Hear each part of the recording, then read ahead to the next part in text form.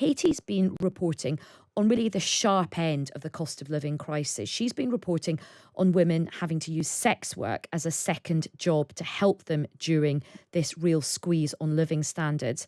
Now, a spokesperson for the English Collective of Prostitutes has said it's definitely true that the cost of living squeeze has driven more women into sex work. Katie joins me now. Katie, good evening. Good evening. Thanks very much for joining us. Tell my listeners what your reporting has uncovered. So obviously the cost of living is, we're all experiencing it. Like lots of demographics across the UK are experiencing the squeeze, but if you're on a very low income or lower incomes, then you're going to be disproportionately affected. And a lot of women who turn to sex work are on lower incomes. A lot of women who do turn to sex work are single mothers.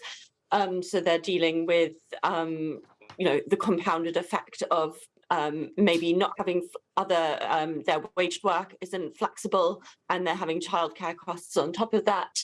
And in a lot of cases, women who have left sex work are actually returning to the industry to sort of supplement their incomes, because as the cost of living has grown, wages have stagnated, especially a lot of the jobs that would be typically associated with the work that women do. And from what you've been able to ascertain, I mean, who are the types of women who are having to turn? Is it all across the country? Is it specific to any region in the country? Have you got a snapshot of the kinds of women that are having to do this? Yeah, it's really hard to say in terms of sort of geographically where people are based. People I've asked haven't really been able to give me a very good snapshot of, this is happening more in X area than in Y area. But I think, my best educated guess would be that it's not necessarily geographically. There are some very wealthy areas where there are very poor pockets of people in those areas where incomes are much lower. So it's really anywhere where you're seeing incomes really decline as the cost of living goes up. So it's across the spectrum, really. And what are the kinds of activities that women are having to sort of engage in to make money? Yeah, so I mean, these days, as sort of we'll probably know, there are all different kinds of sex work. If you've got, the means to, have a laptop and a decent internet connection, then typically you're probably more likely to do sort of online based work. So maybe webcam work, or maybe sort of phone line work. If you don't have that, then you're much more likely to be doing in-person work, and that would tend to be more sort of independent escorting, but it can also be on the street work. And obviously all these different forms of sex work come with different dangers. And Katie, final question to you.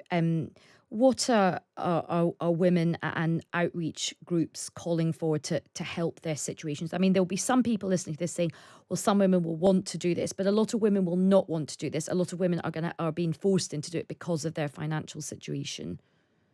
Yeah, absolutely. I don't want to say that, every woman who is in the adult entertainment industry doing sex work is doing it against their will and they're desperate to get out of it.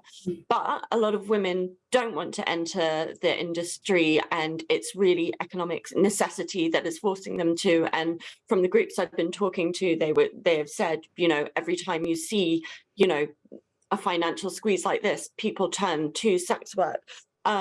The answer is, in order that people who actually don't really want to be doing sex work aren't having to resort to it, is, wages not stagnating, wages rising in line with inflation, and definitely universal credit rising in line with inflation rather than being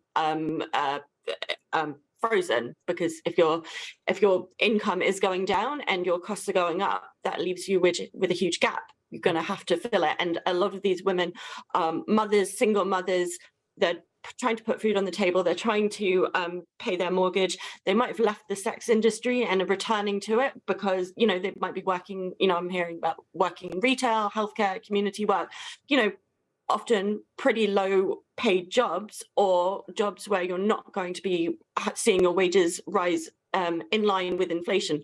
So the answer, I'm sure a lot of people wouldn't want to hear it, but the answer really is better pay for your job, your first job. Yeah, no.